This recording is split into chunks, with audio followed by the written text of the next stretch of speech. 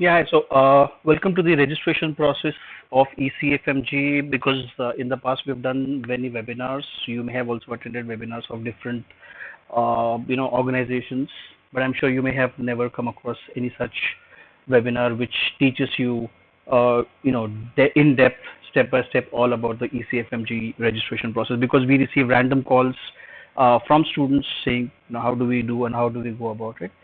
So we thought we should, just pick this as a topic and ensure that we educate all the students for the ECFMG process. I still am receiving calls, and people are still, registering till the last minute. I don't know why, but we're just giving them a couple of minutes. In the meanwhile, for those who are attending this webinar for the first time, please do subscribe for this channel. And this live session will be recorded and be uploaded and posted on our YouTube channel. So in case if you want to, right now the agenda is just to understand the entire process. But once, let's say 6 months, 1 year down the line, once you're trying to register for the USMLE, and if you're not able to understand a particular thing, you can always come back to this particular video and you can just go step by step. Just follow this video. I'm sure it will be a smooth ride for you. So in the meanwhile, for those people who are just logged on for the first time, please do subscribe for our channel. And also we have as usual, we definitely do give a free copy of Med Essentials ebook of Kaplan. So people who are coming in for the first time, please do register for this. You will receive a free copy of Kaplan's Med Essentials ebook within the 24 to 48 hours into your Kaplan accounts, and the account details will be emailed to you shortly, right? So you definitely have a copy in case if you're studying for USMLE. I'm sure it is definitely going to be a savior for you, right? And as I said, just give me about a minute or so we should be able to start. We're just waiting for a few more students who are yet registering, as I can see. So let's give not more than a minute so we can start.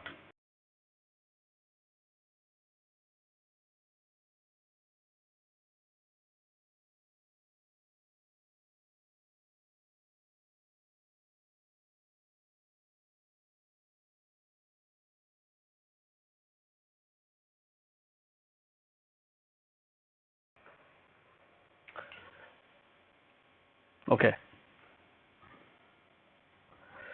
So here it is. Let's first of all, before we start and begin directly with the ECFMG process, let's understand a few statistics of the international medical graduates who got through in the 2020 residency match. And you can see on your screen, these are the statistics where I'm comparing the 2019 versus the 2020 statistics.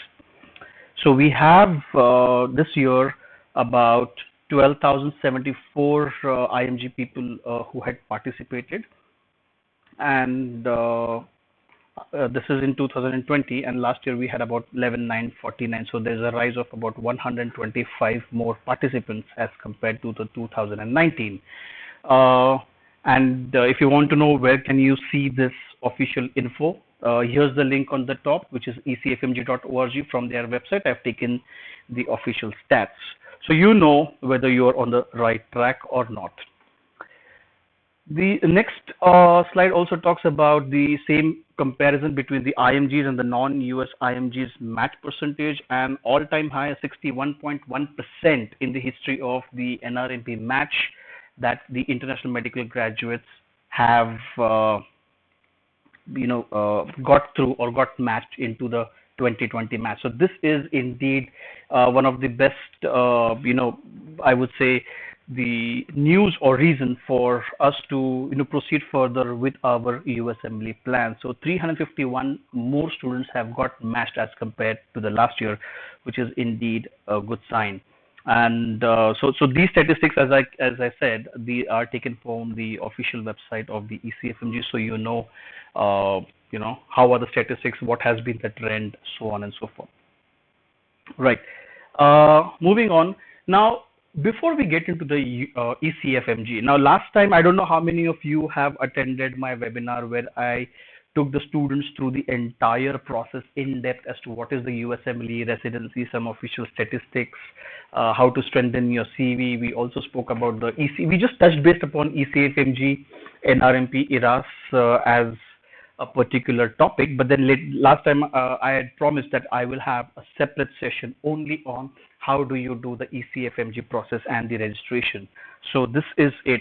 But as I said, many students just contact me or our colleagues and say, I want to register for the exam, but then till the end they don't even know whether they are eligible to appear for the USMLE exam or not. So having said that, there are two major criteria at this point in time that every single student needs to take into consideration.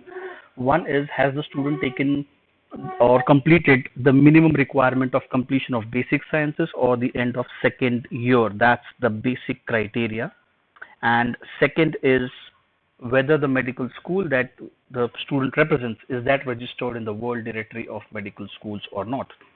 So here is a snapshot of the World Directory of Medical Schools for those who do not know how to check. So you just go to the World Directory of Medical Schools website, which is wdoms.org. Just click on the search bar and you will see this particular screen. Select country India if you're studying in India. For those who are studying who are Indians or studying outside, or maybe over any other origin, you just have to select your country. Type in the name as it is. Many a times it happens we say ABC Medical College, whereas the college name is ABC Institute of Medical Science or ABC Institute of Medical Science and Research and Hospital and so on. So the name has to be exact. The name has to be exact. If you're not sure, just Google out, copy paste and enter. Else the safest option is just enter the city that you are studying in and whether the college is operational. Yes, of course, yes, that is what is the criteria. And then click on the search bar. The moment you click on the search bar, this is how you will see all the list of medical schools in that territory where you are studying in. So right now, for example, I have taken Bangalore and I can see there are 12 medical schools in Bangalore, right? Now, just having your name here does not really help you, right? Your college has to be equally sponsored by the relevant authorities. And here I have taken an example. So for example, if I have taken St. John's Medical College as an example, so I can see the last tab here, it says sponsor notes, and you can see there is some text in Spanish followed by English. So that is that is a meaning where you are completely good to go and register yourself for your ECFMG. Vis-a-vis, if I take another example, now if it is filled, you can go ahead. If I take another example of Oxford Medical College, for that matter, Oxford Medical College, although the name is listed, but it has yet not got the permission to go ahead by the relevant authorities, that is the ECFMG. They are supposed to enter in the sponsor notes. So in this case, Oxford Medical College is in the queue. We can say they're in the queue. And once your sponsor notes are completely filled, you can go ahead and start with the process, right? So this is how it is. Now, if it is empty, you have to wait. There's no other option than to wait. Okay. So this is very important for you to know, because many a times people, there are hearsay fact that yes, yeah, my name is listed in the World Directory, which means I can go ahead. But then no, the basic criteria is at least from that medical school, first batch has to pass out. That is the basic criteria. And after which the dean of the college has to regularly be in touch with the relevant appellate authorities and ensure that it is done. It is not you, it is not we as Kaplan Logic West, but it is the dean who has to continuously follow up with the relevant authorities and get the sponsor notes filled in over here. That is the basic of ECFMG. This is what you will have to start off with. Now let's go ahead and begin with, let's assume your sponsor notes are there, you've completed your second year of medical school basic sciences, and now you want to go ahead and start with the registration process. Now, first thing is you will need an account. So let's say, for example, the way you need a Gmail account to send an email, similarly for appearing for the USMLE, you will need an account on the ECFMG. So what you have to do is just go to the official website of ECFMG, which is the www.ecfmg.org. Once you've gone there, you will see in the center, there's going to be one tab which says online services. Just click on online services, and on the left hand side, there's going to be a sub tab for the IMGs or the international medical graduates, which says IWA or the interactive web applications. Simply click on the IWA. Once you've clicked in over there, you will come to the login page. So similarly, the way we have Gmail where you just sign in and sign up, over here, first we will do is sign up. So where do we sign up? Now there are four options. If you've forgotten your password, or if you've forgotten your ID, or you've never applied for one, and if you're a first time user, etc. Okay. So if you've never been issued a USMLE identification number and you want to request for one, click on the third option, which is over here, which says click here. Once you've clicked in, now you will see this is where you will start with filling out the ECFMG form. Now this is, again, I'm repeating, this is just for the first time in order to sign up and have an ID. Now here, I've just straight away, there are some terms and conditions. If you have the time and patience, please feel free to read through. If not, simply go down and click on the two check boxes out here, which you can see, and simply blindly click on the next button. Once you've clicked on next, at the bottom again, some rules, regulations, terms and conditions. Again, at the bottom it will say, yes, I have previously submitted an ECFMG certification application, or if you've never submitted one before. So since I'm assuming all of you would be opting for this particular option because you're a first timer, so you will simply click on the no radio button and hit next and move on to the next page.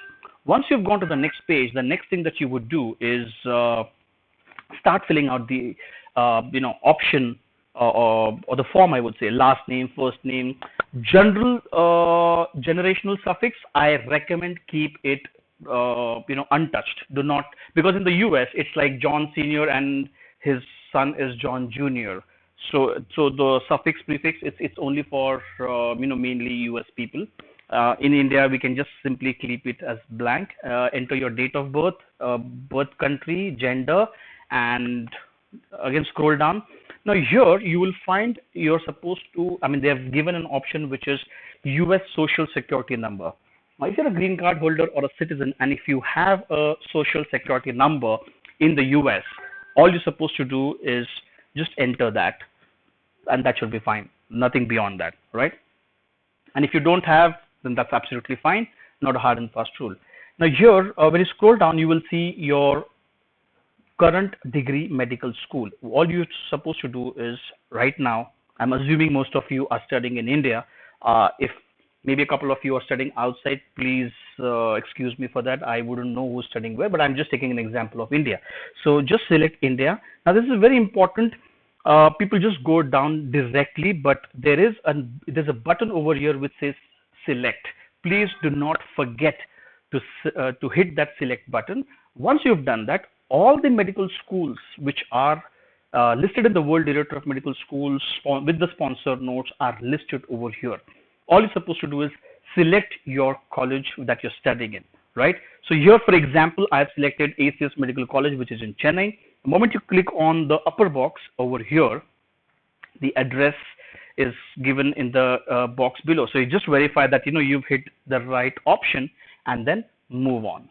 Now when you scroll down, again you will find country of residence, address, fill it properly with the area pin codes, everything, email ID, verify email ID, enter the way it is, telephone number +91 dash and a 10-digit telephone or a mobile number, that is what is expected.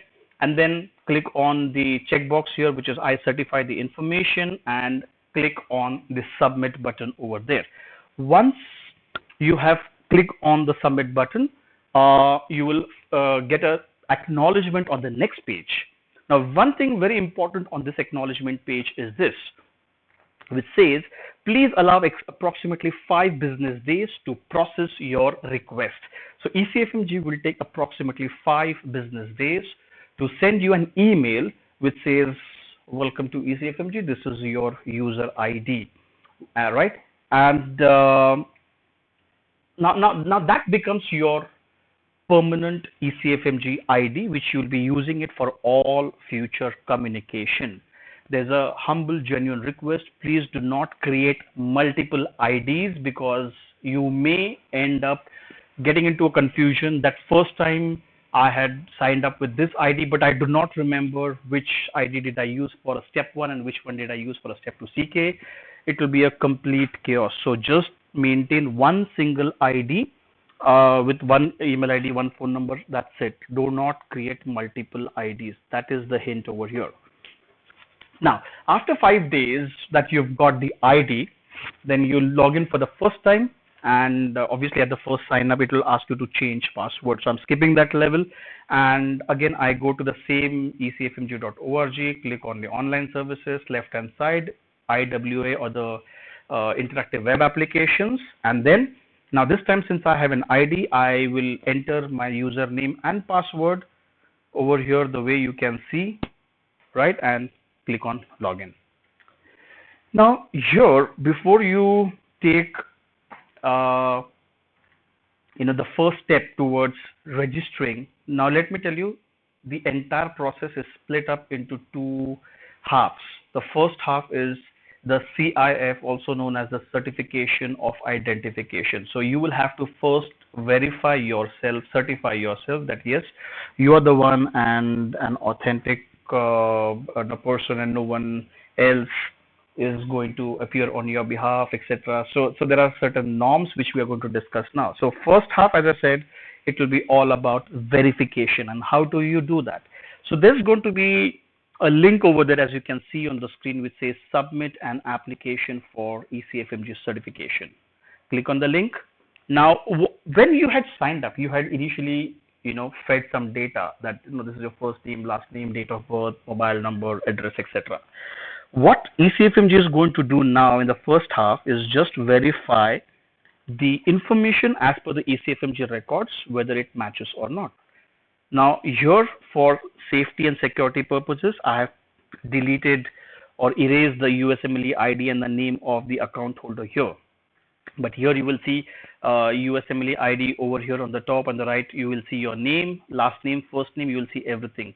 Now there's a question here which says, is the name above your in the name above your name exactly as it appears on the current unexpired passport? Yes or no? Obviously your answer has to be yes, because you cannot have a expired passport in this scenario. So you click on the yes radio button and move on. All right. What is your date of birth?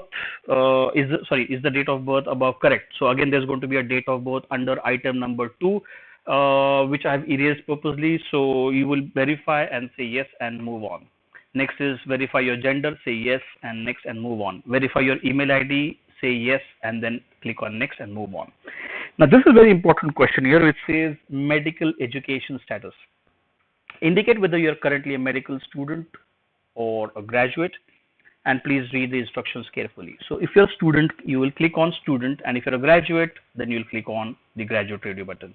The moment you click on student, automatically there's going to be a sub question which will pop up, which says I confirm I am a student currently officially enrolled in a medical school. I expect you to hit yes, and the moment you click on yes, there's going to be another sub question which will pop up, which says I confirm that my medical school is listed in the World Directory of Medical Schools as meeting eligibility requirements for its students or graduates to apply for ECFMG.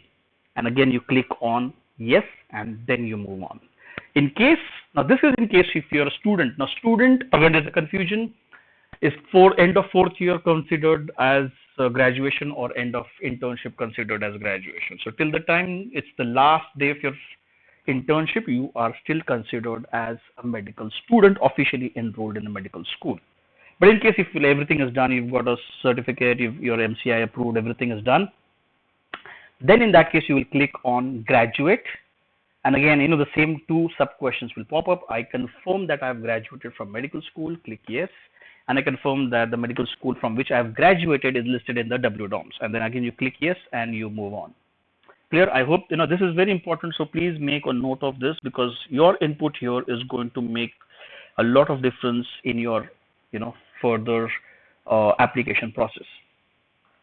Now, someone is also parallelly asking me, when is the right time for you to start with the ECFMG process? Now, I would recommend, creating an ID is not going to cost you anything. So you can always go ahead and just have a username, password in your Gmail accounts. But when should you ideally start with the process? Now, this process, the first half that we are doing right now, is nothing but verification. Verification comes with a cost. All right. Now, this cost, if you want to invest, well in advance, it's your choice, but I wouldn't really recommend. So I would recommend do the first half at least 6 months before the intended date of your USMLE exam, irrespective of the step. And the second half that we're going to discuss in the same session, you can start that possibly about 3 months before the intended start date of your exam. We'll discuss about that, but yes, this is how you are supposed to go ahead with things. Now, next, again, so I've clicked either the medical school, student or a graduate accordingly based on your choices, and then I've moved on. Now, again, there are going to be some terms and conditions with 3 checkboxes, 1, 2, and 3. Simply blindly click those and click next. Now, again, as I said, if you have patience, please go ahead and read through. Otherwise, you can simply skip that and move on. Now, we have come to the preview page, application summary of ECFMG certification. Whatever information that we have verified so far, it's a preview page. So last name, first name, suffix, date of birth, email ID, gender, all of those things that we've entered. Just verify once whether it is perfect, there's no spelling mistake, etc. and move on. Last, when you scroll down on the same page, you will see there's a button which says continue to payment. Click on this payment page or the payment button and move on. Now, there are going to be 2 modes of payments. One is electronic check, one is credit card. Obviously, electronic checks and all we don't deal in India, so you skip this and you straight away click on the credit card and you start filling out your credit card information. Even if you don't have a credit card, that's fine. You can always borrow from someone and just move on with the entire process. The fees for the first half of this application is $145. All right. So because it costs money, which is why I said 6 months before is a good time, because let's say today you've decided, yes, I want to start with my USMLE, I want to give my USMLE, and you've invested $145, and maybe 6 months down the line, if you drop your plans or postpone your plans or something other, then it's unnecessary blockage of your money. So I would recommend do this at least 6 months before, so that you're sure that you're on your path and you're doing it, you're doing the right thing at the right time, right? So $145 is what it needs. Fill out the information and click on I authorize this transaction. Once you've clicked next page, again, it's an acknowledgement that yes, it is successful. I'm sorry, it looks like this page may be blurred at the moment, but that's fine. At this moment, what you need to know is this. There's one form 186 which would be automatically generated, right?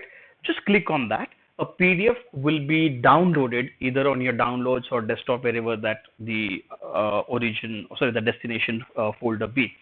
You're supposed to download this certification of identification form, short form known as CIF file. Right now, what you need to do is just log out, and this is the end of the ECFMG website, at least as of now. You don't have to do anything more than this at this point in time. What do you do later? Now, there is another website which is called as www.notary.com/ECFMG.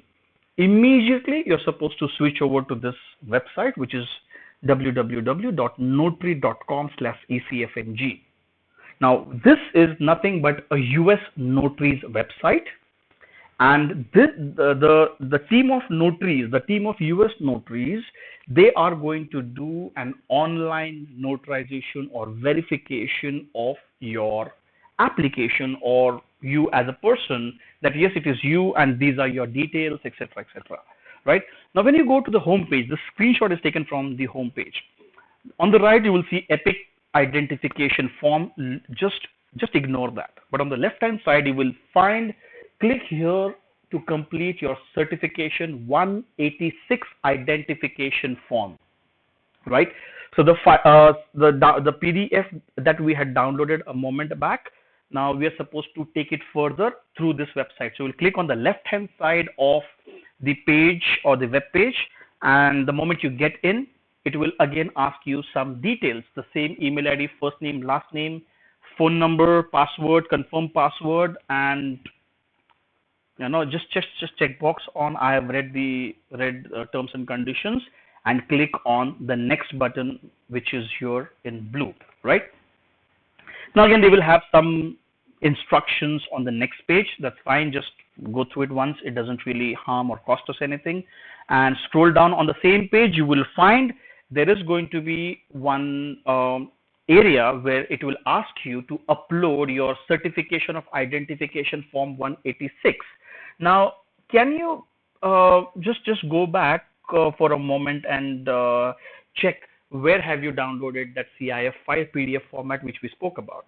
What you're supposed to do is blindly, without doing much to that file, click on the choose file over here, select that file CIF, all right? Now you will see down, you will see CIF.pdf, which has got uploaded onto this particular site into your Notary Cam account, right? Now below, you will also see this passport or ID card front, which means here there is an option or a mandate, I would say, that you are supposed to upload the first page or the front page which bears your photograph.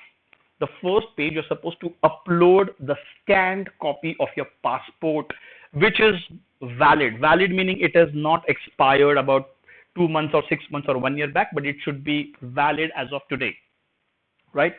Now, one difference, CIF will come in the PDF format, but when you are scanning your passport front page, it should be compulsorily in the JPG format. That is very important here, right? So again, I'm clicking on choose file. I go to wherever that I've saved my scanned copy of my passport front page with the photograph, and I simply select that. Again, passport.jpg is what I can see over here, which means now my CIF file and my passport has been uploaded successfully. So these are the two areas that you are supposed to look into. There's one passport back. Just ignore it because passport front is sufficient. So it's not really required, right? Now, when I scroll down, it will further ask me the 8-digit login ID. It will further ask me my 8-digit login ID.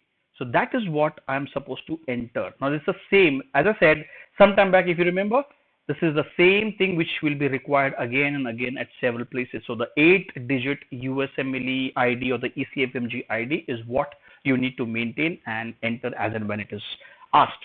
There are going to be 2 check boxes. Just click on those and simply click on the next button. There's no rocket science here. Please verify your identity. That's the next page. Now here, it will say, do you have a US Social Security number? If you are a green card holder or a citizen, you will have to, enter it over here. But one thing, just about, I guess, 4 days back or 5 days back, if I'm not wrong, I was just helping a student do the same process. And that time I observed that when the student clicked on yes, I do have a social security number, and when she tried entering that, by default, the address that this website would take would be compulsory the US address, right? So if you have a social security number but do not have a US address, then I would recommend just say no and move on. But if you have a house or some address to prove that yes, I have an address there in the US and this is my US social security number, please go ahead and say yes, I have a social security number, and do enter the US address, because it will not allow you to enter the Indian address, right? So there is going to be first name, last name, whatever street address, city, state, zip code, and then simply say next or send. Now, when you send this information, this now goes to the Notary Cam team. Now it's time for you to start with the verification. How do you do that? So just click on the start button on the next page.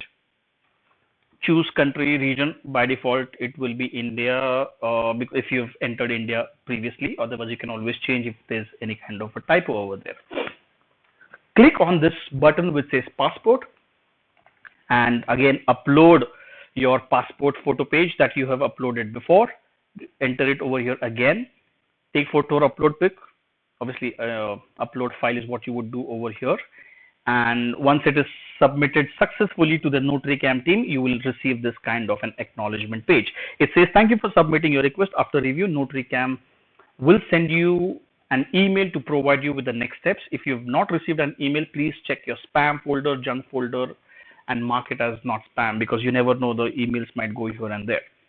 Now, this is again a screenshot taken from the Gmail, which is purposely blurred just to tell you that this is how you will receive an acknowledgement that your application of ECFMG certification. So this is how you receive an acknowledgement that yes, they have received.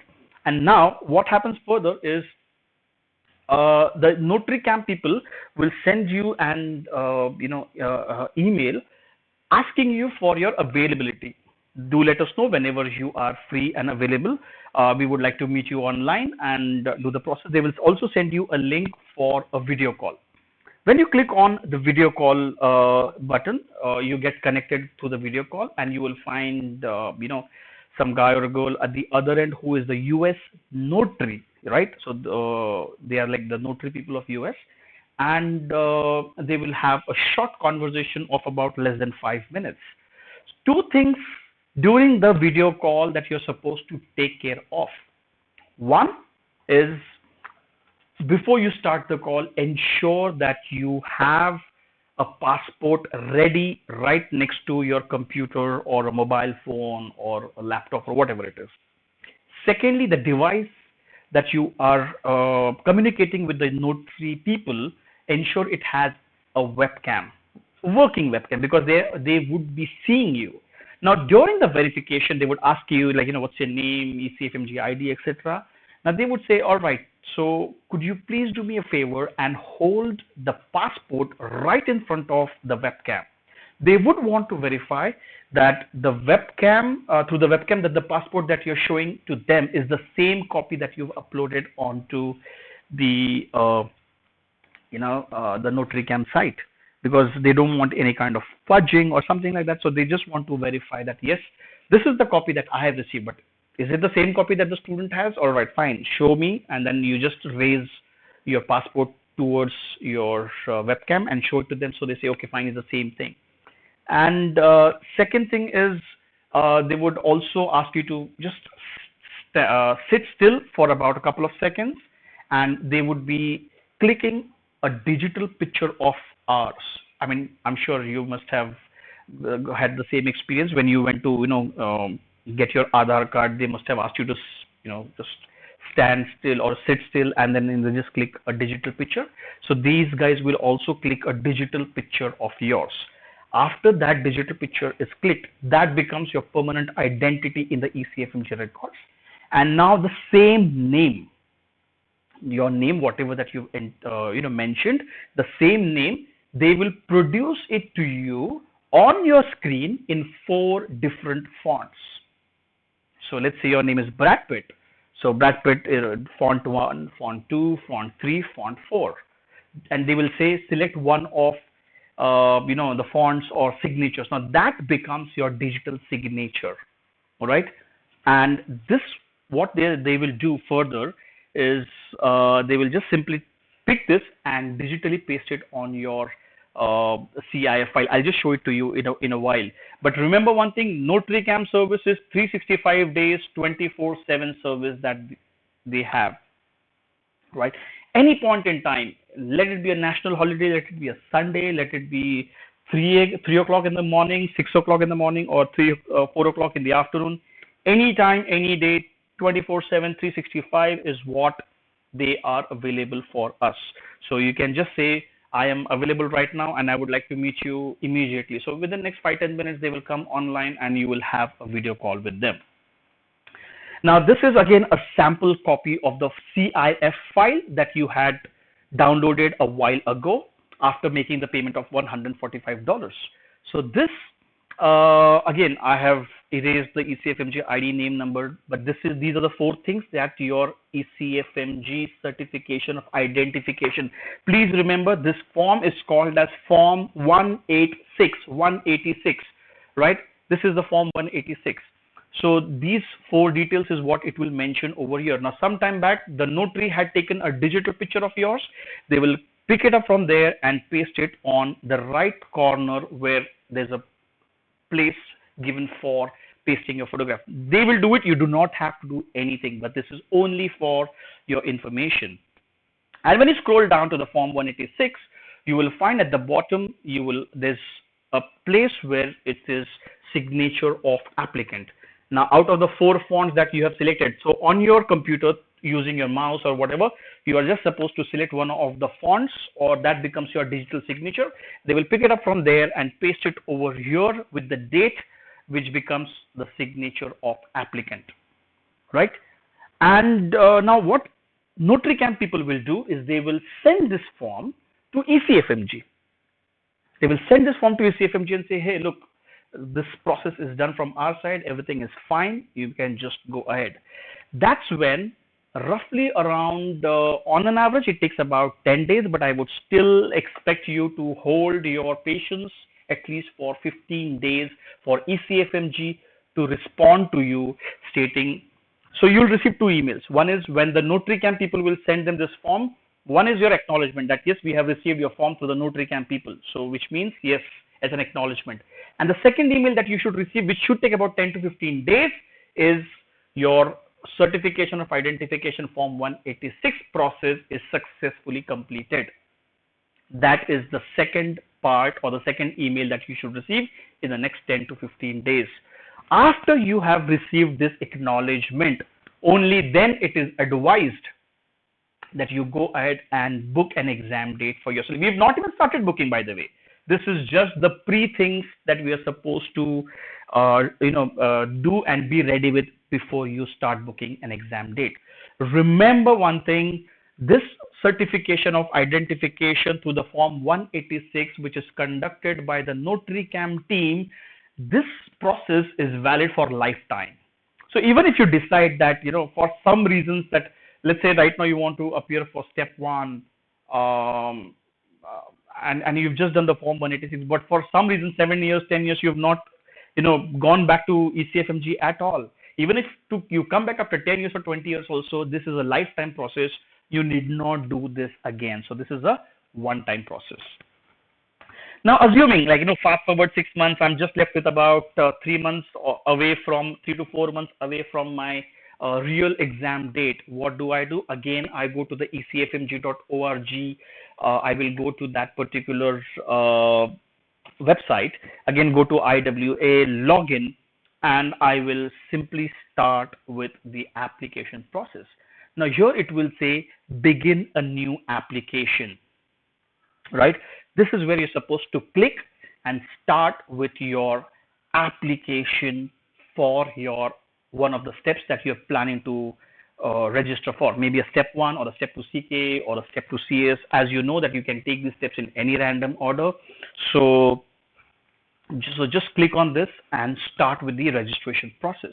Now, I have taken the entire presentation here step by step, page by page, and question by question. So let's discuss all the questions which you will be encountering while filling out the form. So again, when you just click on that link, there's again going to be terms and conditions. Just simply scroll that by checking the checkbox over here and say next. Now here it starts with the questions. Item number 1 or question number 1. And again, simply say no, click on no. I have not been granted a physician license by the US Medical Licensing Authority based on the other licensure examinations. Just click on no and go and just click on next. Don't have to look much into it because I've never been granted. So why should I say yes, right? So I click on this no and I do next. Now select an exam. You can select a step 1 first. You can select a step 2 CK first. You can select a step 2 CS first. In this case, I have selected a step 2 CK just for the sake of an example. And I click on the next button. Now here, the first thing that it will show you is the eligibility period. Remember one thing, that you are supposed to select a 3 months of a period where you will be what should I say, you'll be selecting a 3 months of a period. That period is called as eligibility period. Okay, this 3 months of period is called as eligibility period, which means you can give the exams only between these 3 months, not before this, not after that. After that, yes, but there's a conditional. I will explain that to you. But at this moment, remember, you can give the exams only in these 3 months. You're supposed to select a period, and that period, my friends, is called as an eligibility period. In this case, I've selected April 1st to the 30th of June because this presentation was created earlier, so which is why I selected April 1st to the 30th. You can select anything of your choice. So these are a few options which are available over here, and please simply click on the next button. Now, if you are planning to give the exam inside the US, all right, anywhere inside the US, you don't have to pay any extra international surcharge. But since you are going to take this exam outside the US, could be anywhere, Africa, China, India, Indonesia, whatever. But obviously here India becomes more specific. So for India, there's going to be an international student surcharge fee of $180. Okay, so that is what additional cost that you will have to bear. And so your original USMLE Step 1 fees is $965. But because you are going to take it from India, you will have to add another $180 in case of a Step 2 CK and $160 in case of a Step 1, which is why your total fees becomes 1125 in case of a Step 1 and 1145 in case of a Step 2 CK, right? And then simply click on the next button. $180 towards international student surcharge if you're appearing from India. Again, this is because I am appearing for Step 2 CK. Again, examinees with documented disabilities, I mean, I'm assuming there's no disability, so we simply say a no and move on. If yes, then maybe you can just say a yes and move on. That should not be a problem. So because it says, do you have a disability, they're asking. If there was a question some time back, can disabled people give the exam? If they were not allowed, this question wouldn't have existed, right? So there is an option of yes or a no. Name of the applicant, again, whatever that we've done in the form 186, for a few more pages, we may have to repeat the process, but that's unavoidable. You or me cannot help, and that's how you go about things. So name of the applicant, rest of the name, is that correct? Yes, and move on. Street address, everything. If it's there, that's fine. Just verify. If it's not there, please enter again. Email, phone number, +91- with your mobile number, and then say next. That's your question number 7. Question number 8. So your social security number, if you have, enter over there. National identification number. Now, I wouldn't really recommend you to enter your national identification number as your drive, because few people, they enter driving license numbers, few of them enter PAN card number, few of them enter Aadhaar card number. Remember one thing, to your exam hall, you are allowed just the passport, original passport, not even a photocopy, but the original passport. So when you're supposed to carry that as your identification, I wouldn't really recommend you to have 10, 100 things. Just maintain one standard thing, which is your passport, and that should be sufficient. So just a national identification number, enter your passport number, and national ID country obviously becomes India. In case if it's an Indian passport, or if it's a US passport, then accordingly enter the country and move on. Date, place of birth, yes, no, place, city, state, province, country. I guess this is self-explanatory. I need not spend time here, and click on next. Again, question number 10, 11, and 12. Gender, yes, no. There's going to be some gender, so just verify yes, no. Native language, obviously it is not going to be English, so you will simply say others and write Hindi, because that's the national language. Or you also have an option of saying I do not wish to respond. Should not be a problem whatsoever. Next is Other languages spoken. If you have any other skills like Spanish or French or German or anything else, maybe you can tick that. Otherwise, you can just leave that blank. That should not be a problem whatsoever. It's not a mandatory question. It's only for their information. It is not going to hamper your USMLE or residency in any ways. Then the next question, 13A, is citizenship. At birth, upon entering medical school, and now. So at birth, few of you may have born in any other country. You can enter that carefully in the at birth option. Next is upon entering the medical school. So on the first day of medical school, what was your citizenship? And as of now, did it change? Let's say, you got a citizenship of US or a green card or anything of that sort. So accordingly, choose the option and move on. I am or have a permanent US resident green card. Now, in case of green card holders, now this is the area where you're supposed to enter your green card details, expiry, yes, no, you're issued, whatever, right? 13B is about your current passport details.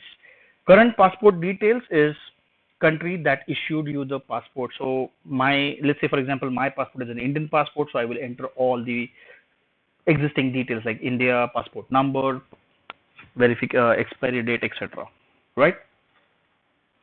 Next is ethnicity. Now you have only two best choices in this particular question, question number 14. Either say Asian or you say do not wish to respond. Anything is fine. Anything is fine. All right. Item 15, that's question 15A, present employment.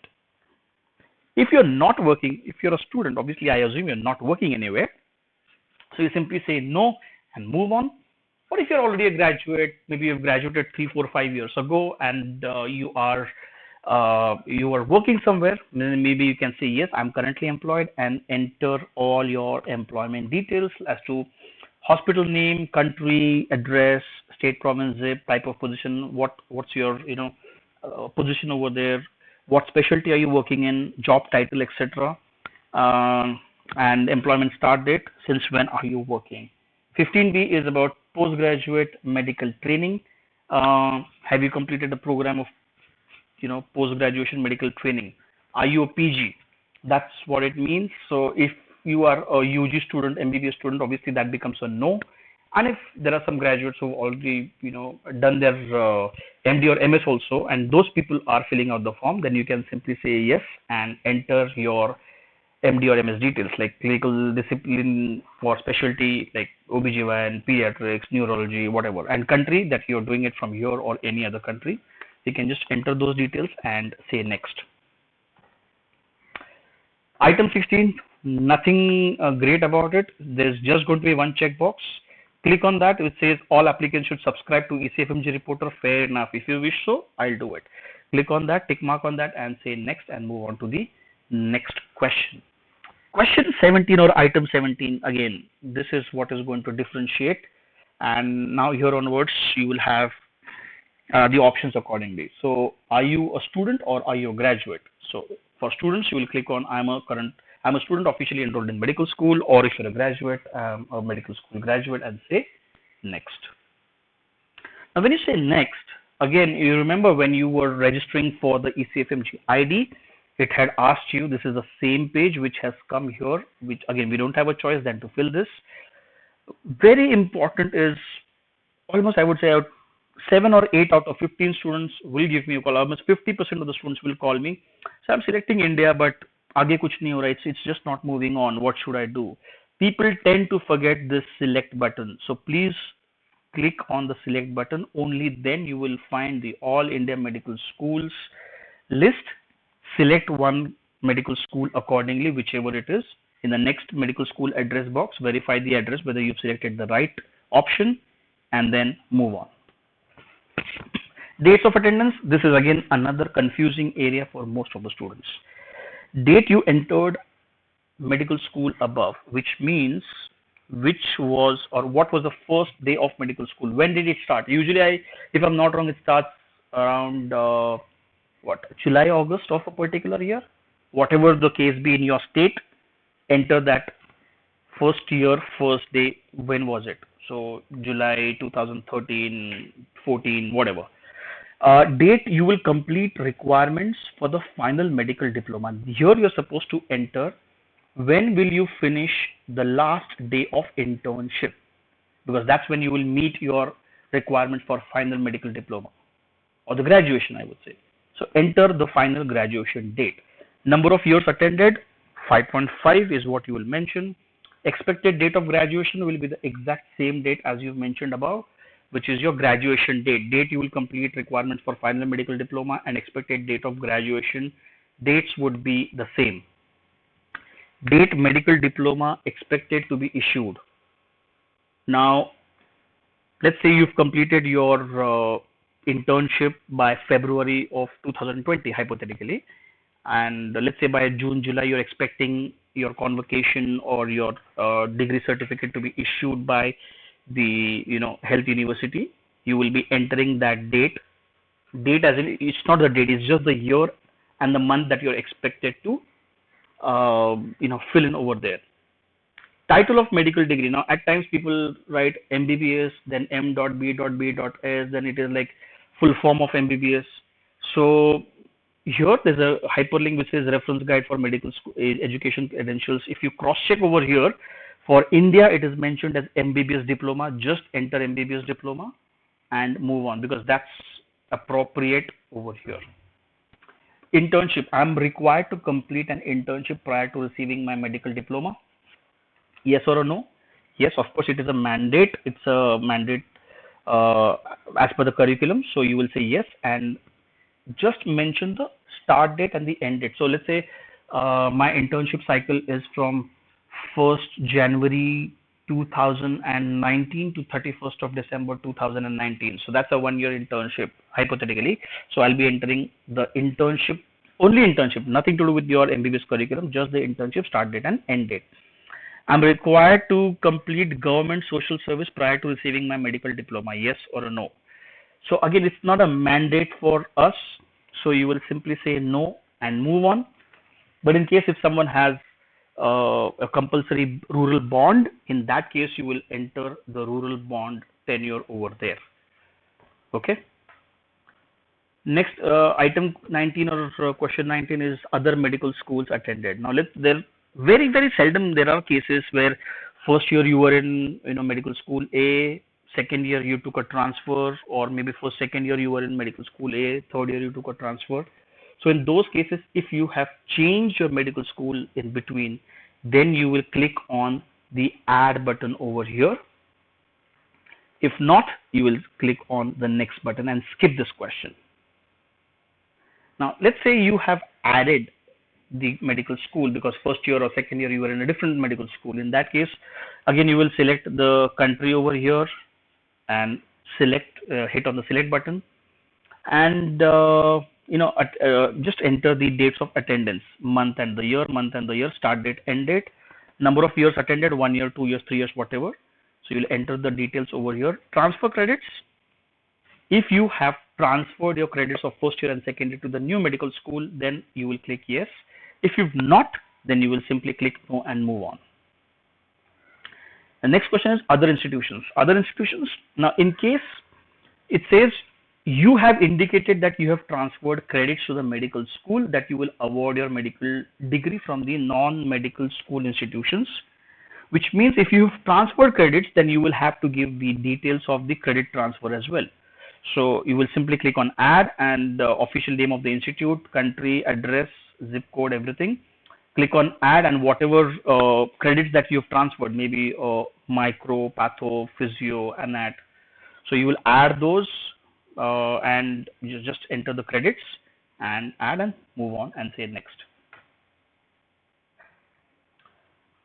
The next question is clinical clerkships. Now, if you have done clinical clerkships anywhere, maybe India, US, UK, Australia, New Zealand, or any part of the world, you've done clinical clerkships. Now, please do not confuse your internships with your clerkships. Internship is different, clerkship is different. Internship is mandatory, clerkship is an optional thing, right?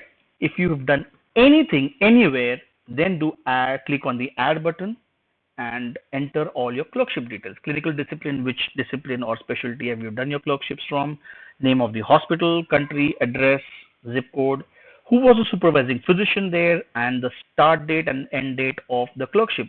Again, when I'm saying date, it's just the month and the year. They don't expect the date. So let's say June 19 to August 19. So 3 months I have done. So you can just enter those and say add. If you have not done, then you'll have to say next and skip that question. Status of medical school student for all exams. Again, are you now officially enrolled in medical school, and on your test day you'll be either still officially enrolled or have graduated from the medical school? Yes. You don't have a choice of saying no. And the next line says, for step 1 and step 2 CK, students must have completed the basic medical science component of their medical school curriculum. Do you meet the requirements? Yes, you have completed your basic sciences, which is why you are applying for ECFMG, and as a result of which you've reached here. I don't know why this question is there. Otherwise, Notary would have rejected you there itself if you would not have met the requirement. But yes, there's a question, you have to answer it. It says yes, and say next. Medical diploma. Now there are 3 options where it is indicating. Again, the screen could be blurred, but what I can see here is the first option says I have graduated from medical school and I've previously submitted to ECFMG a copy of my medical diploma. So if you've graduated and if you've already taken one of the steps before or something like that, you can just click on the first option. Second option says I have graduated from medical school and I'm submitting a copy of my medical diploma with an English translation if required. Let's say you have a medical diploma in a regional language. You will have to support that with the English translation, right? So if you've graduated and you're going to submit, then the second option. And the third option is where you've graduated but you've not received your medical diploma, it is under process. So let's say this is the month of March, April, and you're going to receive your diploma or the certificate in June, July. So in that case, you can exercise the third option, which says I have graduated from medical school, but my medical diploma has not been issued. I'm submitting a letter from my medical school that confirms I've graduated and I've met all the requirements to receive my medical diploma, and states the date of my medical diploma will be issued, so on and so forth. So these are the 3 scenarios when you'll be exercising one of these 3 options based on the scenario. Graduate, or previously submitted, now you're submitting and you've not received one of those. The bottom part says name on the medical diploma. Many a times it does happen that the name on the passport is something else and the name on the diploma is something else. When I'm saying something else, I'm not saying that your passport says Shah Rukh Khan and your medical diploma says Brad Pitt. It does not poles apart, but it's like S Khan and Shah Rukh S Khan or something like that. So when there's a slightest of a mistake, I wouldn't say it's a mistake, but it does not match exactly with your passport. That's what I'm trying to say. Then in that case, there's a 200% chance that your application will certainly get rejected. So it has to be exactly the same. So at times, I'm sure you can just go back to your own passports and medical diplomas. You will see it is like K.S. Sharma, so which is like Krishna something S. Sharma, and so in those kind of scenarios, it has to be exactly the same. Now you cannot expect the name to be changed on your passport. It is a very lengthy process, and it's not even recommended. And don't even try to, they've clearly mentioned over here, don't even try to change your name on the ECFMG records. So the only option that you are left with is change the name on the medical diploma. But again, going to university, applying for it is a cumbersome process. So as a shortcut, what ECFMG recommends is you can go to the dean and request him for a letter which says the name on the medical diploma and the name on the passport, both the identities are one and the same person. They are not 2 different identities. That letter will actually help you to proceed with the process. Okay. So this is very important. Please cross-check your respective documents. That will give you clarity. That's all I can say.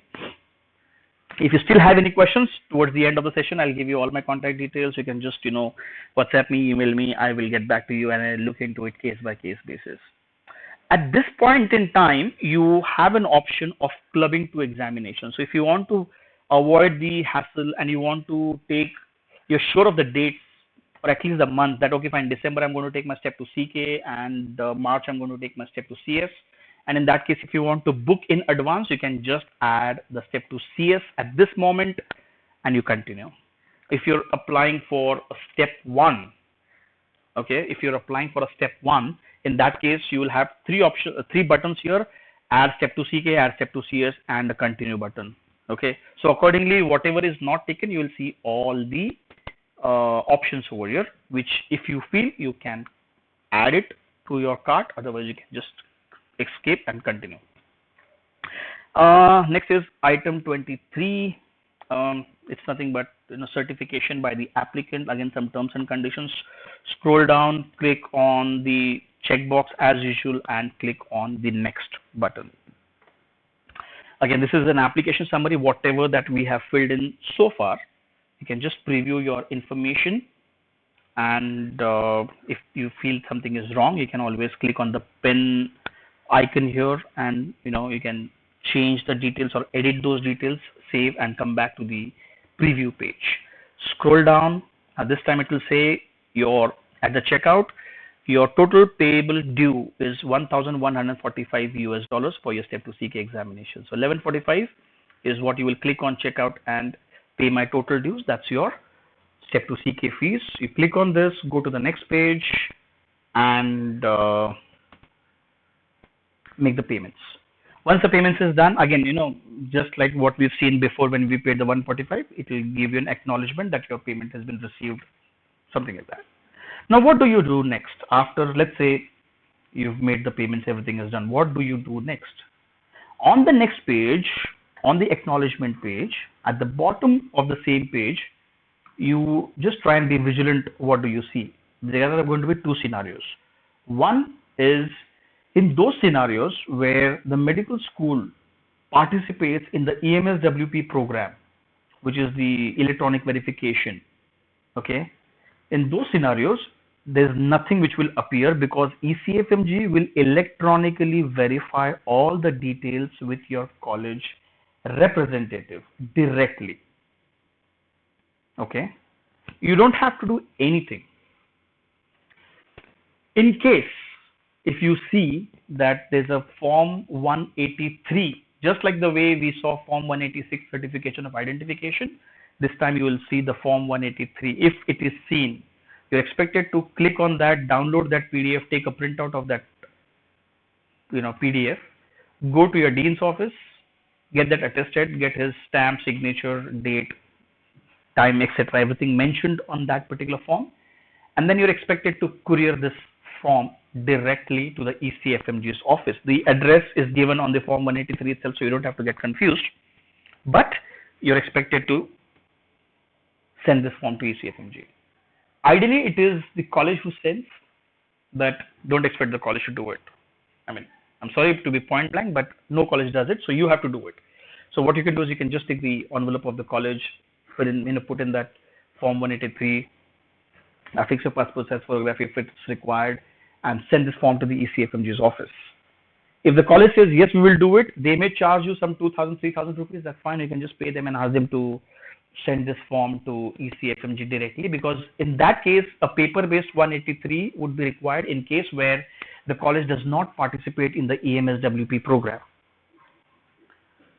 So now, I mean, you cannot know whether your college is participating or not, but that link will certainly, tell you whether, it's your job is done. You're still supposed to send the physical hard copy form 183 or not.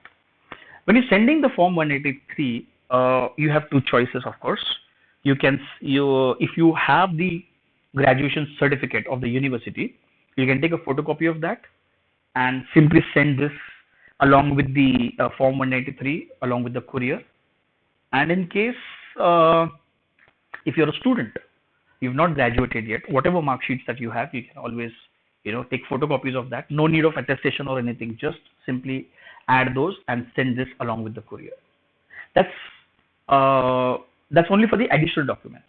The other way of sending your additional documents is you can just go to iOS or Play Store, download the ECFMG app through the ECFMG ID, log in, and then just go to the menu where it says upload documents.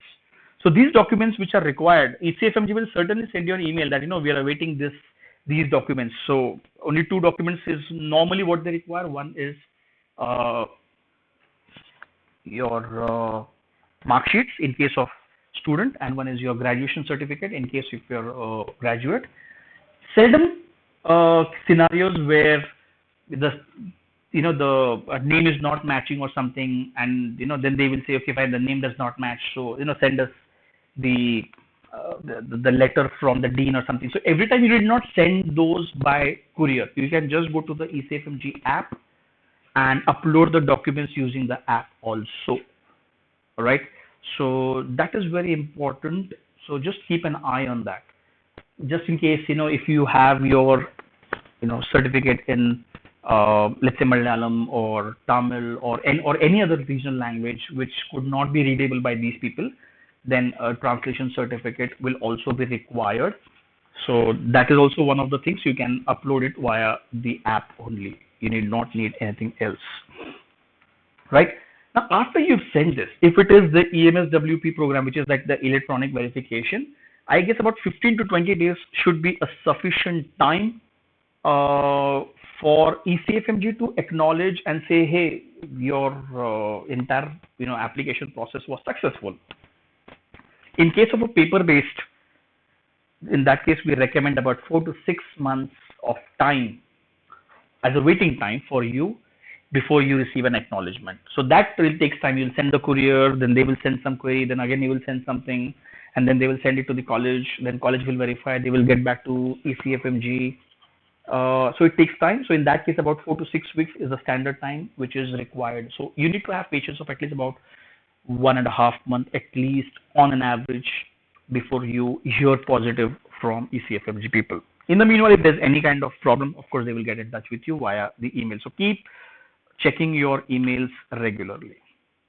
Right? Now, you will receive an email and / or an SMS stating what is your scheduling permit. Scheduling permit is nothing but a 9 digits of a code which gives you access or a go ahead to exam dates. Remember, so far we've just booked a 3 months of a period. We have not booked a date yet. We've just booked an eligibility period, which is for about 3 long months.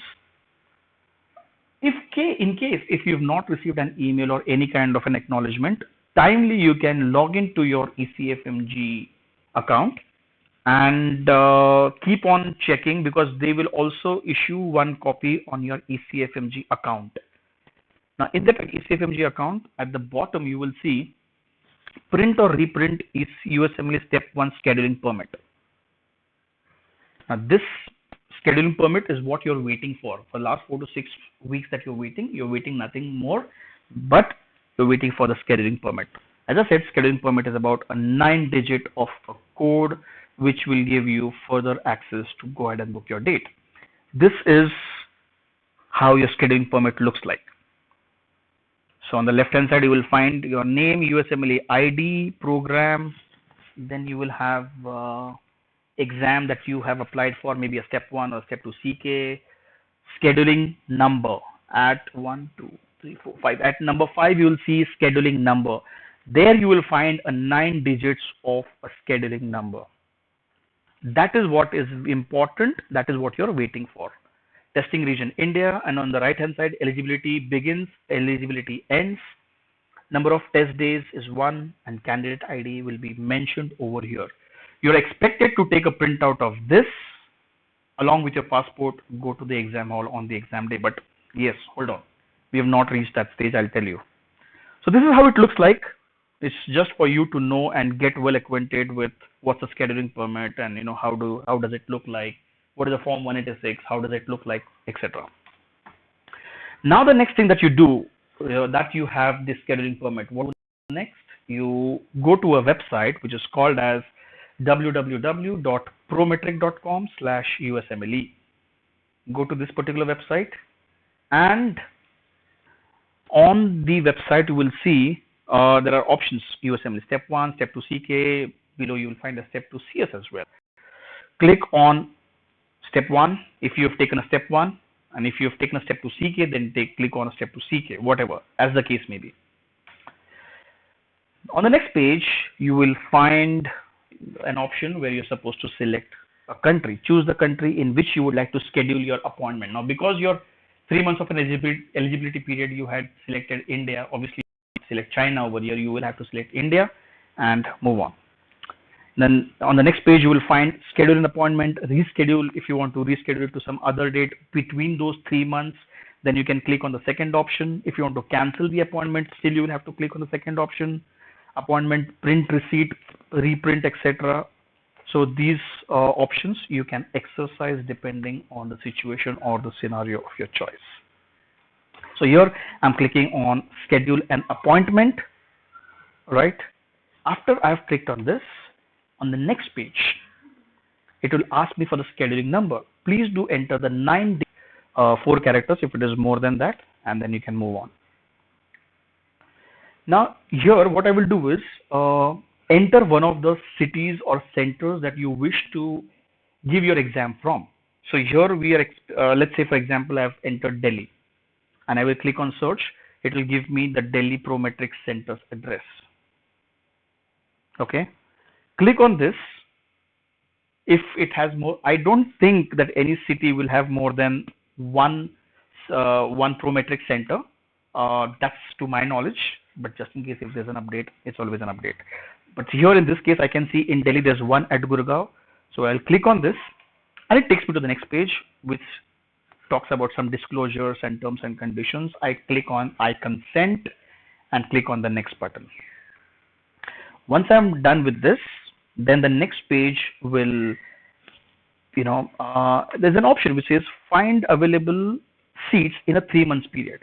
Now my eligibility period was April, May, June.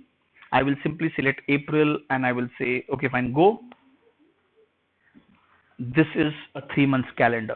So here I will see April, May, June, whichever is, bold, those are the available dates, and whichever is grayed out is gone.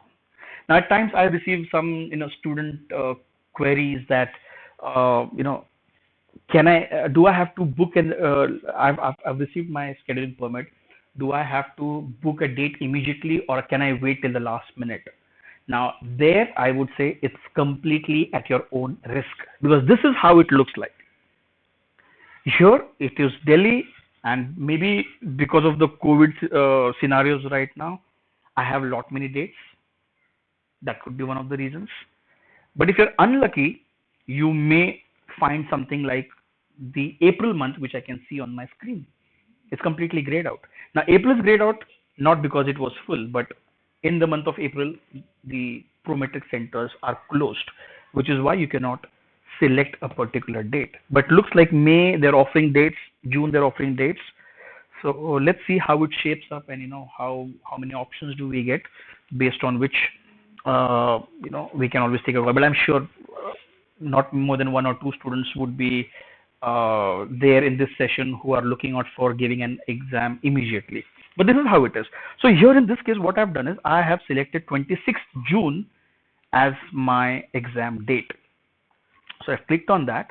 Automatically on the right hand side here it says select an available time. Now Prometric Center does not offer just the USMLE, but the other exams also, like a TOEFL or a GRE. So like those are short exams of like 3 hours, 3.5 hours.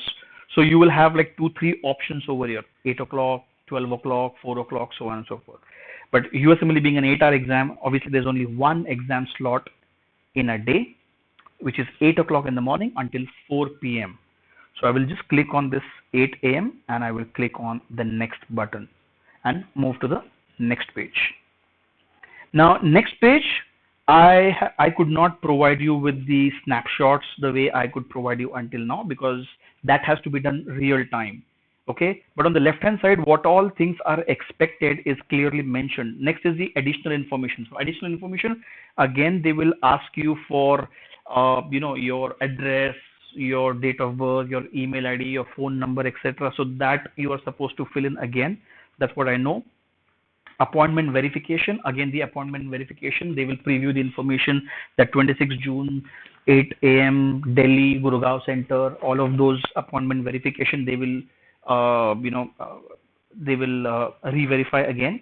and last is the appointment complete. So when you go to that page, simply say submit, and then all your process is successfully done. You will receive an acknowledgement. Please do not forget to take a printout of that particular acknowledgement, or it says appointment completion, because a printout of that page, a printout of your scheduling permit, and your original passport, these three things are mandatory for you to take to the exam hall. All right, so don't forget these three things. So this is it about, how do you book an exam date. Now, in case if you want to take an extension, so let's say my exam scheduling permit is until the 30th. Okay, this is when it ends. In that case, I have a choice. Let's say by 30th of June, if I'm not confident to give my exam. Now there are two scenarios here. One is I've just taken an eligibility period, but I have not booked an exam date. I've not booked an exam date. In that case, I can simply pay $90 to ECFMG and apply for a 3 month extension. So, and again, you again have to go to the ECFMG's website. Now, again, I'm not covering that portion of extension in this particular session. Otherwise, it becomes a lengthy session. But maybe, that's a good topic for me to cover up next time. I will have a separate session on that if required. So, but just to give you a, brief, you click on, reschedule this thing. Click on the extension, and you just again simply apply for that. You again receive an email from them that yes, you have now been allotted a new eligibility period. Now this time when you're applying for an extension, please do not expect of your choice. So like for example, right now I have April, May, June, and if you think, oh, you know what, let me just postpone my plans at least by 6 months, so let me take October, November, December, that will not happen, because you will receive an extension by default for the next quarter, which is going to be July, August, September. You have to take an exam in those 3 months only, and that will cost you $90. Now what happens here is the $1145 that you had paid for your step 2 CK in this scenario are transferred from April, May, June. By default, it will be transferred to July, August, September. But please remember one thing. Again, unfortunately, God forbid, if by the 30th of September, if you are still not confident about taking an exam, then let me warn you, the $1145 are forfeited and your entire process stands cancelled. You will not get a single rupee refund. In that case, whenever you are ready next time, you will have to, you will have to take repeat the process again, basically. 186 is done, but 183 you will have to repeat it again. Again, pay $1145 and again come to the Prometric Center's website, and you can do this. And in scenario B, where you're already into April, May, June, and you have booked the 26th of June in this case, and now you want to, let's say you're already in the month of June. Now there are two again scenarios. One is you know that you cannot appear on the 26th June for sure because you're not prepared for it. In that case, if you change or if you cancel your appointment or appointment at least 30 days before, then you don't have to pay anything. Otherwise, then there's a small fee that you have to pay the Prometric people just because you are telling them at the last minute. Okay. I don't know. I guess it's about $195 or something. I can always check and get back to you because it's the very rarest of the rare scenario. But there is this possibility because a couple of my students did face this in the past. So again, two things. One is, if you're booking a date, be sure that you're going to give it on that day. And if you're rescheduling or if you want to cancel and push it to the next 3 months, then at least cancel it 30 days before. That is the mandate, that is the need of the hour. You will have to keep that in mind. Otherwise, It's going to be a loss, financial loss. Mentally, you'll be stressed out.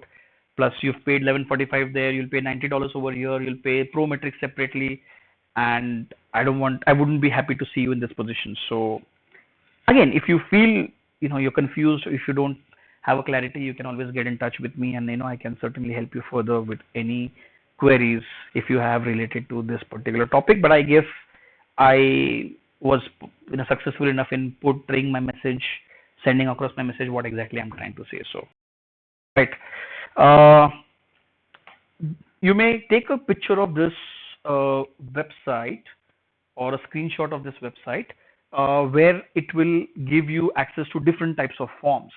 If you want to change information about biographic information or transcripts information, or if you want to change, English translation form is required, any additional forms over and above the form 183 that we are speaking about, you'll be seeing it all on this particular link. Just go to this link, you'll be able to see that. Chandan Kumar, towards the end, I will give you my contact details. Right. So this moreover, to a larger extent, I guess I have tried to cover ECFMG in as depth as I could. But again, if you go to Quora, I have solved many queries regarding the USMLEs and the ECFMGs and the residency questions, or even surgery field questions, elective questions, or residency application questions. You can always follow me on Quora as well. So that's a short link to my Quora. You can just take a snapshot, and you can just follow this link and follow me there if you need, and if you feel that this information that I've given you was informative enough. Again, if you want to start off with your process, you're in two minds and you want to know why, what should I join, whom should I join, and Kaplan is definitely on my agenda, but I don't know, I'm not sure. Then why Kaplan? Because Kaplan has the world's greatest faculty. It has all my faculty members currently are teaching in some of the other universities somewhere, and so those great faculty members are teaching with Kaplan as well. So you're not restricted from getting access to these world-class faculty members as well. If you want to join the Kaplan course, we have two types of options. One is sit at home and other is at person. Currently, because of COVID pandemic, in person in US is suspended for the moment, but you can, instead of wasting time, you can always be at home and start studying for USMLE prep, maybe a 1 CK or a CS, any of the steps of your by sitting at home. Even step 3 for that matter, we do help students with. What all resources does a student get? He gets the lecture notes, on-demand lectures or the pre-recorded lectures, diagnostic test, assessment test, full-length exam, and a question bank with 2,000 plus exam-like questions. If you think you've got some videos on your hard drive or something, please let me tell you those are junk, because select the quiz based on your inputs. So on the left hand side, you can see I've just selected cardiovascular as a topic, general principles, nervous system and respiratory system as my inputs. I have selected easy questions, medium, hard, all combinations. I will get a quiz, I will attempt the quiz, and I will be getting the results as well, and the analysis as well, explanation to each question as well. Towards the end, I will also be able to show you, just one moment. Yeah, so towards the end, I'll also be able to show you, this is how the screen is seen, where you can see the analysis of your own performance in terms of percentage, number of questions, questions connecting, questions correct, incorrect, all of those can be seen. And so this is how you'll be able to evaluate yourself, your performance, are you on the right track or not, and accordingly you will be able to move on. This is a new look of my QBank. Okay, this is the new look of my QBank. We have completely changed our QBanks. The old traditional QBanks that you may have been using are no more good, and because it's a complete 360 degrees change that we've brought to the Kaplan's QBank as well. Finally, we also have the Kaplan medical advisors, who will be helping you with the live online programs. So these medical advisors will be helping us to know and understand how you're supposed to study, when you're supposed to study, what is your strength, what is your weakness. They will help you draw a time frame, study plan. All of those things will happen. All right. Finally, again, the live online course is a proven best course for all the students. They've got some best scores as well using the live online features. The live faculty comes online. They also teach, and that's the best way. You can teach under the live conditions, so you have a better understanding. You can ask your doubts, queries, and get those sorted there itself. So that's the best tool, I would say, that Kaplan has to offer at this point in time. Currently, we are offering an extra 10% discount only for the webinar attendees. So any student who wants to appear for the webinar before the 30th of, any student who wants to, enroll for the Kaplan programs will get an additional 10% discount. That is what it says. So we still have about 3-4 days more. If you are enjoying the Kaplan course, please go ahead and grab the extra 10% discount that we are offering only to the webinar attendees. Right. So having said that, I guess that was it from my side to offer you in terms of all the processes under the ECFMG. And thank you so much, students. Someone had to ask me for my details, so they are mentioned on the screen. Please go ahead and take a screenshot of this. Keep my contact details handy. Any point in time, if you have any questions, doubts, feel free to contact us. At this point in time, we aren't taking many questions, but I don't know if I'm audible and can you see me? Can you hear me? I don't know. I see no response on my screen.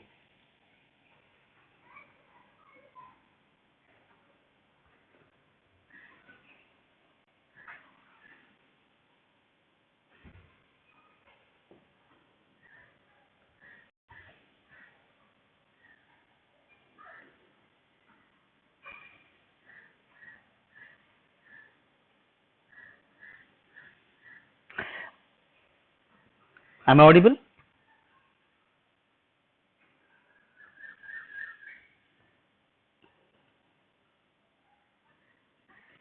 Now there are some queries that I can see on the screen, but I don't know. Am I disconnected? Can people hear me?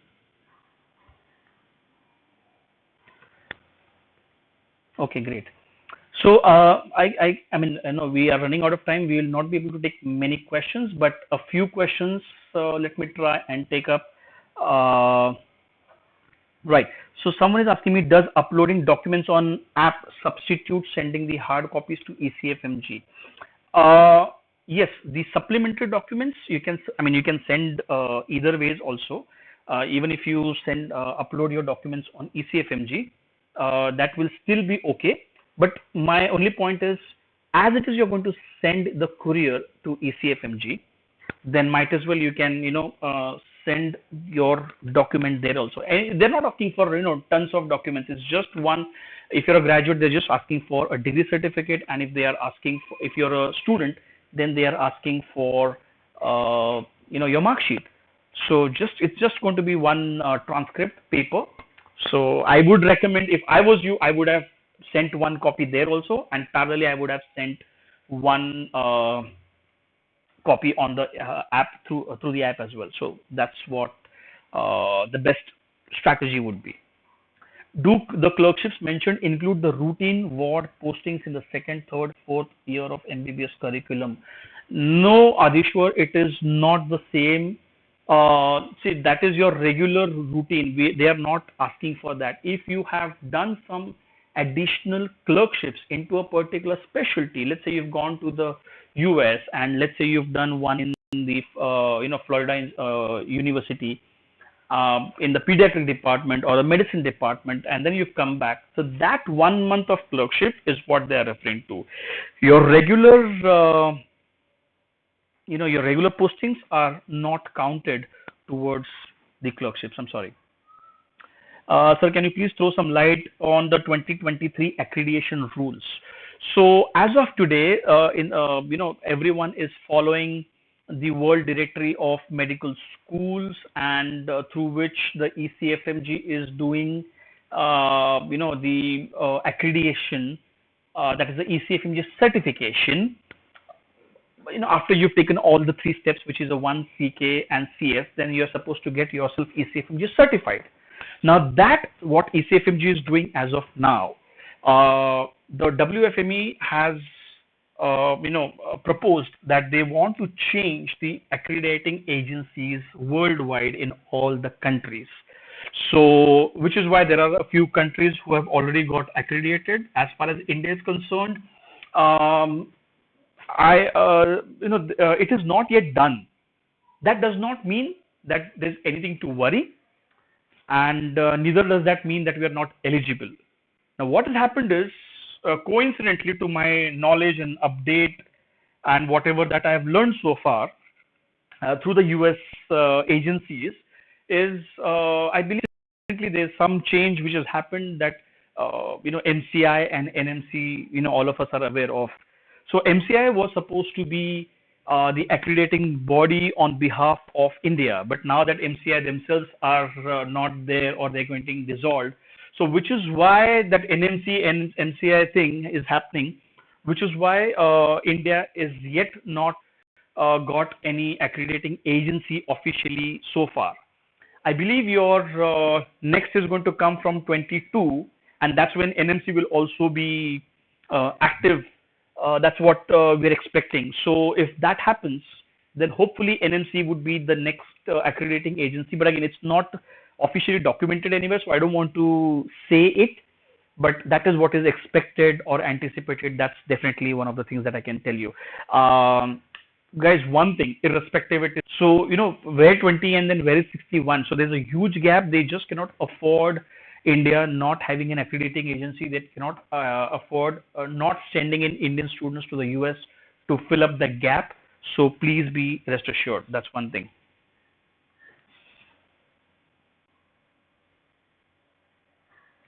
Suppose we want to give the exam in October of this year, how is the COVID situation going to affect that in terms of ECFMG registration? Well, it is definitely not going to affect in any circumstances, because as per the update or the ECFMG reporter, they keep on sending monthly updates.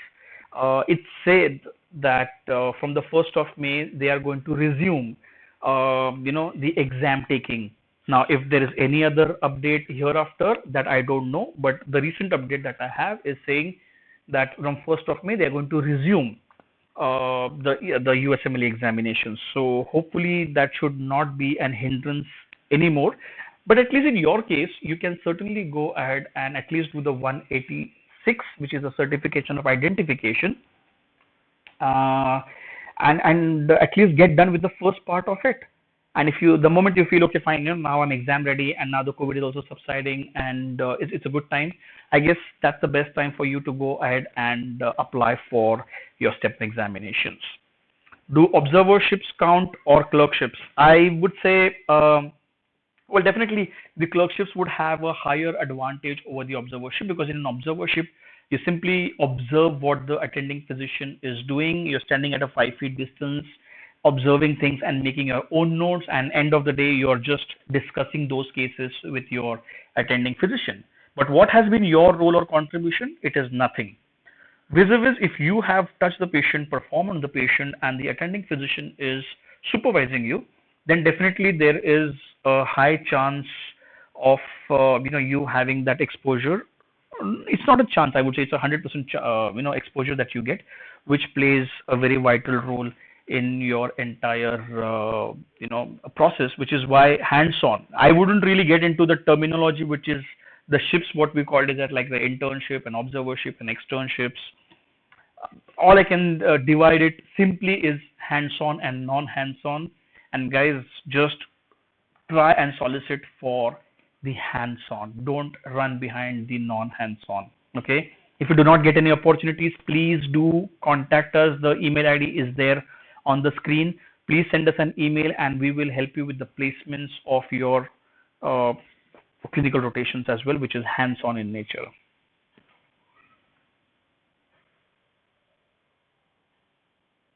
Recently, there have been changes in the grading system of USMLE. Can you please tell me about that? Well, grading system, as in from January of 2022, they have proposed, they have not officially confirmed, but they have proposed that from January of 22, they are going to make the step one pass or fail. So in that case, uh, if you attempt the exam after Jan of 22, you will simply have only two options: either you pass the exam or you have failed the exam.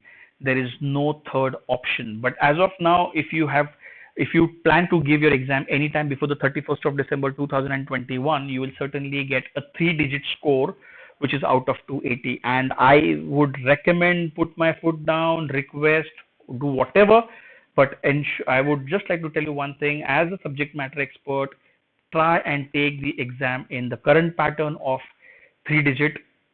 Don't go for a pass fail. I mean, I'm not saying don't go as in it's like a no no, because students who are in the first year right now, they have no choice than to take the pass fail, because by then it is going to be pass fail if it comes into existence by then. However, if you have an option of taking it in the third year, I don't want you to lose out on that, because then step one being the most competitive, most toughest, and that paper being said by PhD doctors, whereas step two CKS paper said by the MD doctors, that has a different importance of its own. And when you're taking the exam and giving your best, like a 250 plus, 260 plus, then boss, hats off.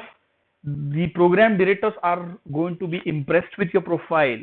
Vis-a-vis, you score a 194, it's still going to be a pass. You score a 250, it's still going to be a pass. I won't be able to identify, and somewhere it may not be, a very pleasant experience for me as a PD. So try and take it before the December of 21. That's what I would suggest. How will passing tell us we will get certain type of residency like surgery or peds? Well, it all depends on the score. So if you're taking the exam in the current scenario, it is definitely going to be based on your step 1 and step 2 CK scores.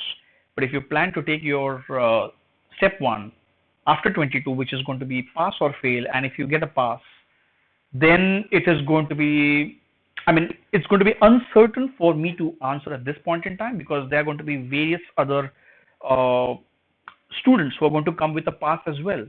So how do I know that you're better than the best? How do I know? So there are going to be other factors which I would look into: your CV, like your extracurriculars, the research, publication, or any add-ons, community service. That's the best thing. Voluntary service. That's the best thing.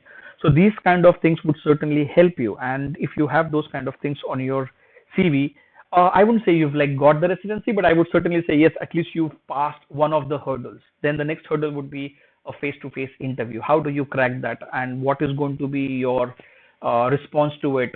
Would that be a pleasant surprise? Even you wouldn't know. So forget about me answering this question as to how you're going to perform during your interviews. And at the end of it, there's going to be a different, a different opinion made of you as a whole, as a candidate. So it's quite interesting for all of us to wait and watch how it is going to be. But again, as I said, you will certainly have one element less on your CV, which is going to be your step 1, which you can have it if you give it now, but if you don't, you will lose it for no reason. Just try and take it as serious as you can.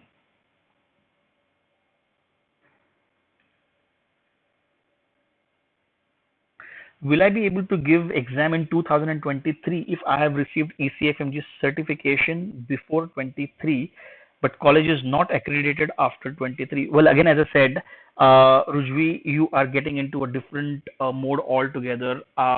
See, again, I am not the right person to give you a guarantee on someone else, but to a larger extent, what we are expecting and anticipating, that if not now, latest by early 22, your accreditation issue should be solved, so that we all are ready to face the 23.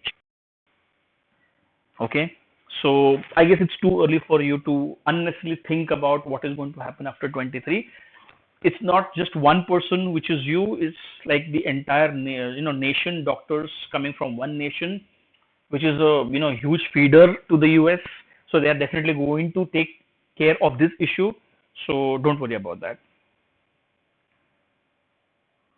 Can we ask college to upload everything online without copy of post? Well, again, if your college is participating in the EMSWP program, then the verification will happen electronically. You do not have to, send anything. But if it is not, then you and me are helpless. We will have to follow the process. If we choose an eligibility period and no available dates during that period, then how do I proceed? Well, Radhamani, the only choice that you have, change the city. If you're opting for Delhi and if you think Delhi everything is full, maybe you can go to Mumbai, you can go to Bangalore, you can go to Chennai, you can go to Hyderabad, go to any other city, but you can give an exam. And it's highly impossible that during those 3 months everything is full. It is just next to impossible. So don't worry about that.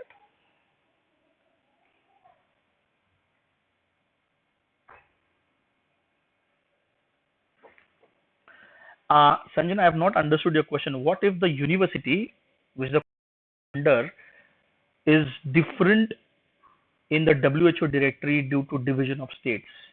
Well, at this point in time, we are just referring to the World Directory of Medical Schools. So just refer to that, and if you enter your college name under whichever city, state, or university that it would reflect, I guess you just need to follow that. It's no rocket science, so that should be absolutely fine. Is residency a necessity to practice in the US, or can we practice after doing fellowship in the US?